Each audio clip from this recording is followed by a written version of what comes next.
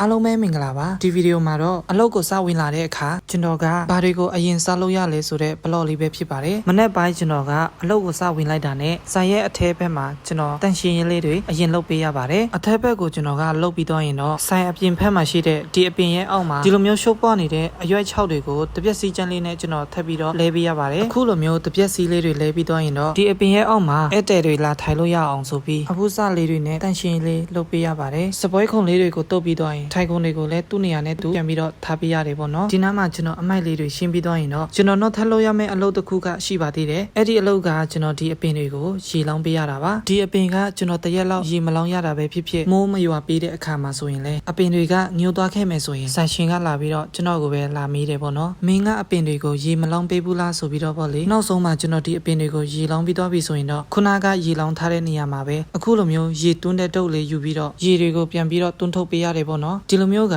ကျွန်တော်နေ့တိုင်းလုပ်ပေးရပါတယ်